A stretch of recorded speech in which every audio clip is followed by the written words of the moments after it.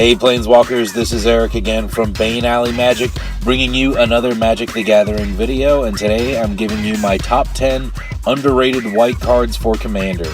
These are not what I think are the most powerful white cards. These are white cards that I think are underrated for how powerful they are. I do not check statistics on EDH Rec or MTG Top 8 because I don't actually believe those sites are an accurate representation of the casual Commander format. Hardly anyone I know is frequently posting deck lists online, and even when they do, it hardly means they're actually playing those decks. I'm basing this list on my years of casual Commander experience. A card might get ranked higher because of how powerful it is, or it might get ranked higher because of how underrated I think it is. So let's get into it, starting with the honorable mentions. The first one is Hero of Bladehold, 2 and 2 white for a 3/4 human knight with battle cry. So whenever this creature attacks, each other attacking creature gets +1/+0 until end of turn. And whenever Hero of Bladehold attacks, put 2 1/1 white soldier creature tokens onto the battlefield, tapped and attacking. So this not only makes 2 tokens a turn, but it also pumps the power of your entire team. So all by herself, she's going to be dealing 7 damage for just 4 mana. And combine her with a big board of tokens, and she can turn the entire game around. Hero of Bladehold is possibly one of the best token makers out there for white. I'm pretty sure the only other 4 CMC creature that repeatedly spits out 2 creature tokens is Leonin Warleader, another great choice for a token deck. Hero of Bladehold didn't make the list because she does see some play, but in my opinion, it's still not nearly enough. There are plenty of decks that could be running this card but don't. So if you're running any sort of white creature deck, consider Hero of Bladehold, really good card. Next is Martial Coup, X and 2 white for a sorcery. Put X 1/1 white soldier creature tokens onto the battlefield. If X is 5 or more, destroy all other creatures. So there are several other cards like this in white, board wipes that leave creatures behind, but in my opinion, Martial Coup is the best because it gives you options. First off, obviously the sky's the limit when you can set X, so it's a great mana sink in any kind of infinite mana combo. But in addition, you can always choose to cast it where X is less than 5 and not board wipe if that works better for you. It didn't make the list because it sees play in token decks, but I don't think it should be restricted to those decks by any means. Pretty much any deck with white should be considering this card as a sweeper. Greatly underplayed for how powerful it is. Enough said. Next honorable mention is Blessed Reversal. So this is 1 and a white for an instant. You gain 3 life for each creature attacking you. This card is really fun and can do much more than just prevent the damage you would take in attack. It can put you ahead of the game. Blessed Reversal is very similar to Congregate, but it is a bit more restrictive. The creatures have to be attacking you, so you won't hit as many targets as you would with Congregate, but Blessed Reversal makes up for it by gaining you more life per creature it counts. It didn't make the list because it's not exactly game-winning and it's pretty circumstantial, but for any life game themed deck, I would say you should definitely consider this card that I have literally seen no one play ever. Alright, so on to the top 10 list. Number 10 is Gideon's Sacrifice. 1 white for an instant. Choose a creature or planeswalker you control. All damage that would be dealt this turn to you and permanents you control is dealt to the chosen permanent instead.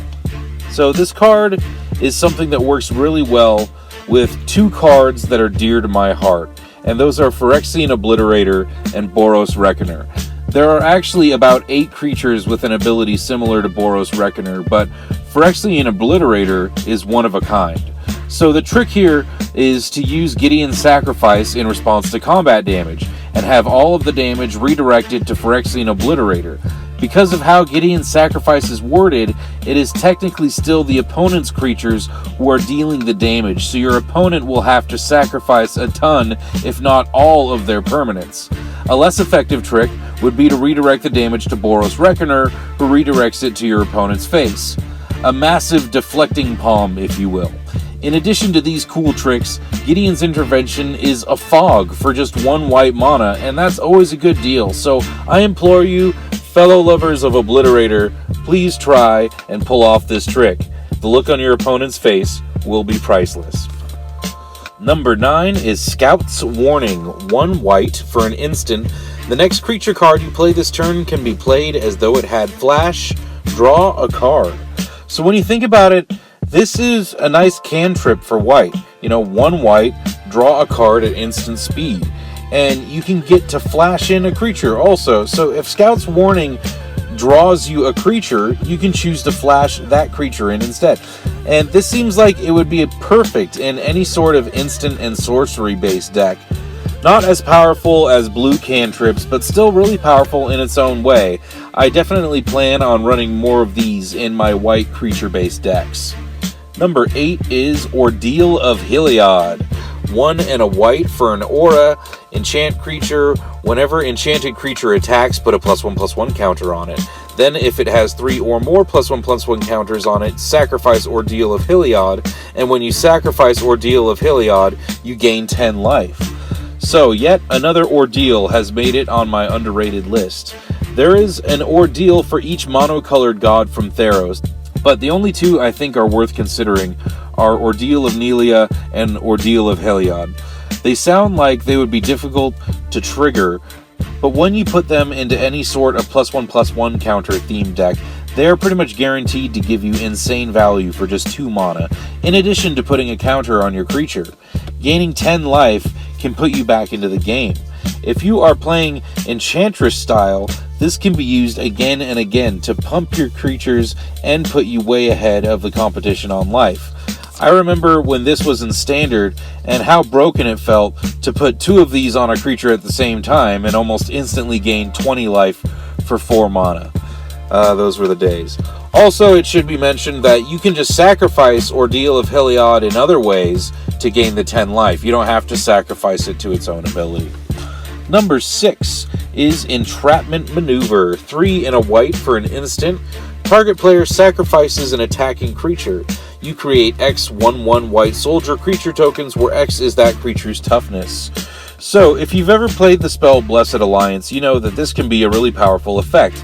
It gets around hexproof and indestructible, and you would be surprised at how often the opponent ends up attacking with just the 1 huge creature they have, and leaving back the rest of their minions to block. Blessed Alliance is also a great deal, but I think you get a lot more value out of Entrapment Maneuver. You could potentially get an army of tokens for just casting a 4 mana removal spell. Number 6 is Truce. 2 and a white for an instant. Each player may draw up to 2 cards. For each card less than 2 any player draws, that player gains 2 life. So they can choose to draw 1 card and gain 2 life, or they can choose to draw no cards and gain 4 life, or they can just draw 2 cards. I have just discovered this card recently, and it is just amazing, I think. I mean, this is a 3 mana draw 2 card spell in white. You normally see this in black or green or blue, but never in white. And yes, of course, it has the downside of letting your opponents draw, but considering how often I see white players running Howling Mine and Gyreach Sanitarium, Truce seems like a no-brainer. Straightforward card draw. I think it's a good deal, especially if you are running any sort of symmetrical card draw effects. The art is pretty sweet too. So yeah, give Truce a shot. Just like I said, 3 mana to draw 2 cards in white, something you never see. Number 5 is Deploy the Front. 5 and 2 white for a sorcery. Put X 1/1 white soldier creature tokens onto the battlefield, where X is the number of creatures on the battlefield. So this is yet another token maker, and it's actually not the last.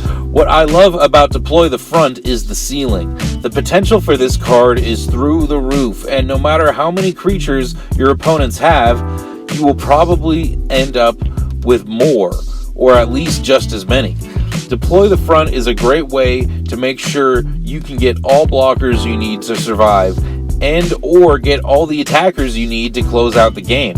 I'd compare it to Clone Legion, which sees a great deal of play, and if that's the case, then I think Deploy the Front should be seeing just as much play or more. Number 4 is Dawn Charm. 1 and a white for an instant, choose 1. Prevent all combat damage that would be dealt this turn, regenerate target creature, or counter target spell that targets you. This is just a great utility card. Preventing all combat damage is probably the most used mode, but the other 2 effects are just as relevant to almost any game. Regenerating one of your creatures will almost always be helpful, and every so often you'll even want to counter spells that target you.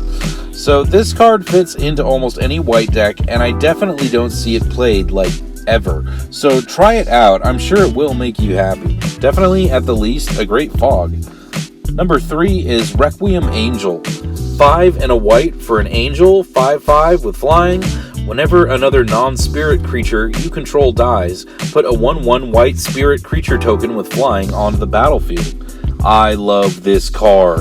What makes it so busted is that it says whenever a non-spirit creature you control dies. It doesn't say non-token. It says non-spirit.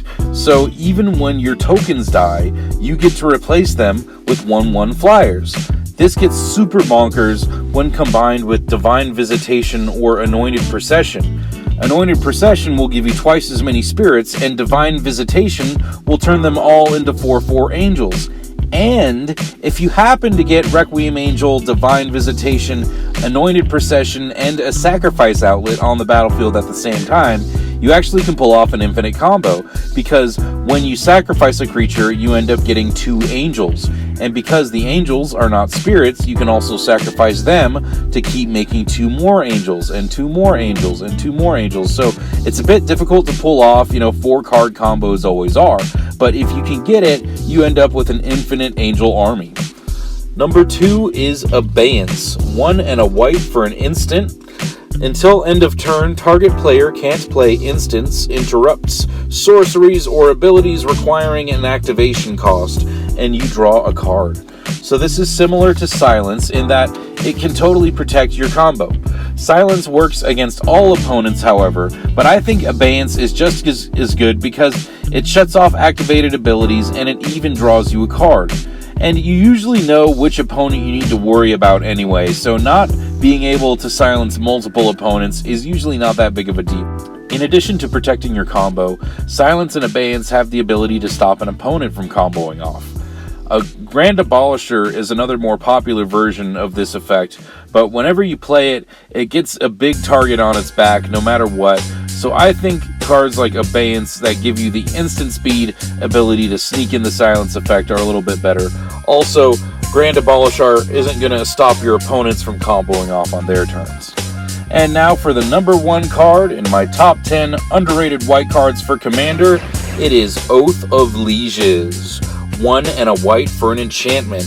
During each player's upkeep, if that player controls fewer lands than target opponent, the player may search his or her library for a basic land card and put that land into play.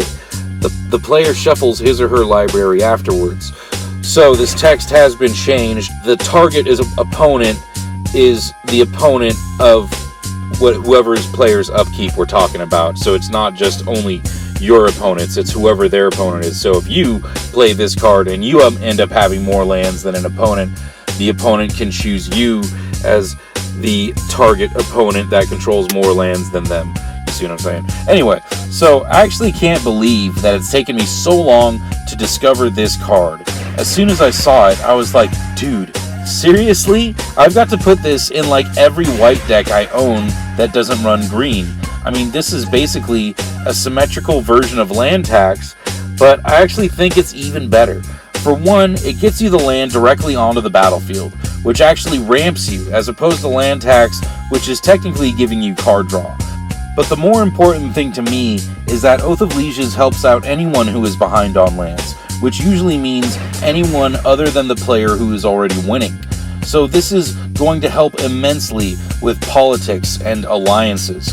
Unlike land tax, which will have a target on it right away, Oath of Lieges is something your opponents will actually want to stick around. It's repeatable, cheap ramp in white, and it can go in almost any white deck, and it's less than $5. So what are you waiting for? Go and buy one of these for your white decks and get the politics started. Alright, well that's it for today, folks. If you like this video, please hit that like button or that subscribe button. It helps out a lot. Also, please leave some comments below. Let me know what you think. Do you play with any of these cards? What are some cool tricks we can pull off with these cards? And of course, please tell me some of your favorite underrated white cards for Commander. This is Eric from Bane Alley Magic signing off. Until next time, take care, take it easy.